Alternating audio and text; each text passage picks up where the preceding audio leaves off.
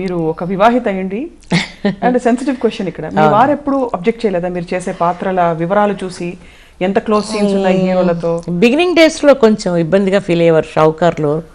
ఇవాళ ఏమిటి సీన్ అంటే రామారావు గారికి నోటికి అది తాంబూలం అందించే సీను, పెళ్లిలో వడ్డాణం పెట్టుకున్నాను, పోలే నేను నీకు వడ్డాణం కొనివ్వలేకపోయినా సినిమాలో వడ్డాణం, అది ఇతడు వడ్డాణం అయినా సంతోషంగా ఫీల్ అయిపోయి ఇంటికి వచ్చావు కదా అని ఎక్కిరిచ్చేవారు నన్ను. నేను చెప్పిన తర్వాత వద్దు, మిమ్మల్ని బాధపెట్టే విషయం ఇదేమో నాకు ప్రొఫెషన్, ఇట్స్ మై కెరియర్, అంతకుపైన నేను దాని గురించి ఏం ఆలోచించడం లేదు. మీరు ఇవన్నీ చూసి ఇంటికి వెళ్ళి మదనపడి బాధపడక్కర్లేదు, ప్లీజ్ డోంట్ కమ్, ఇంట్లోనే ఉండిపోండి, మీరు ఏదైనా వేరే ఉద్యోగం ఉంటే చూసుకోండి అని చెప్పి నేను I kept him away from it actually. ఇంకా ఆ తర్వాత నెరేట్ చేయడం మానేశాను నేను. ఏం జరిగింది అని ఇంట్లో కొంత డెఫినెట్గా మీ మీద ఇంపాక్ట్ ఉంటుంది కదమ్మా.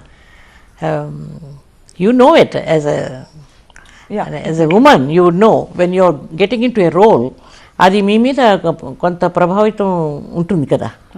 అది ఇంటికి వెళ్ళి నేను అవన్నీ మెంగుకొని ఆ సీన్ నెమరేసుకొని ఇలా సీలింగ్ వైపు చూస్తూ ఇలా చేశాను, ఇలా చేసుంటే బాగుండేదేమో అనుకునేదాన్ని తప్ప ఇంకెవరితో నేను డిస్కస్ చేయలేదు.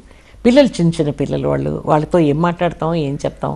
పైగా నేనేదో ఆ ఇరు కోడుగలైన పిక్చర్లో కలెక్టర్ వేషం వేసి కొంచెం డామ్ డూమ్ అని కొంచెం మాట్లాడి చాలా స్టైలిష్గా, చాలా స్ట్రిక్ట్ కలెక్టర్ క్యారెక్టర్ది అది చేసి నేను ఇంటికి వెళ్తే maybe once or twice I must have behaved like a collector at home. వీళ్ళంతా తెల్లబోయి పిల్లలు కంగారు పడి మమ్మీ ఏంటి మమ్మీ ఇలా మాట్లాడుతున్నావు అని అనే కాడికి వెళ్ళింది వ్యవహారం ఒకసారి.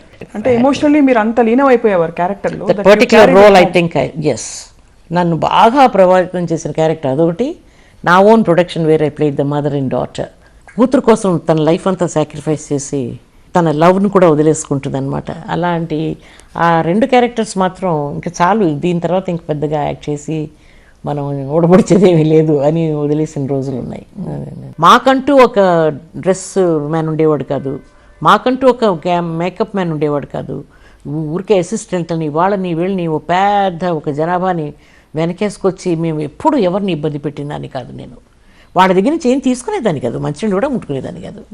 మీరు నాకు జీతం ఇస్తున్నారు కదండి, అందుకనే ఇది చాలండి నాకు అని చెప్పి నేను ఇంట్లోంచి అన్ని తెచ్చుకునేదాన్ని. పెట్రోల్ కూడా నేనే వేసుకునేదాన్ని నా కార్కి. ఇవాళ అట్లా కాదు కదా. మా రోజుల్లోనే చూసామండి తమాషాలు జరుగుతుండేవి. I mean rip off producers ఇవాళ ఇలాంటి స్థితికి వచ్చారు. ఇవాళ నేను విన్నది ఏమిటంటే అన్ని పిక్చర్స్ సక్సెస్ అవ్వడం లేదు అంటే మరి కాస్ట్ ఆఫ్ ప్రొడక్షన్ ఇట్లా పెరిగిపోతున్నప్పుడు ఎక్కడండి. మా క్యారవాన్స్ ఉండేవా, మేము వ్యాన్లు సొంతగా తెచ్చుకునేవాళ్ళమా, లేదు ఏమైనా డిమాండ్ చేసేవాళ్ళం అసలు ఆ రోజుల్లో. ప్రొడ్యూసర్ని ఇబ్బంది పెట్టకూడదు, అది కూడా తక్కువైందిలేండి. అలా చేయడం కూడా చిన్న చూపు చూశారు మమ్మల్ని. అడ్జస్ట్ అవ్వడం వల్ల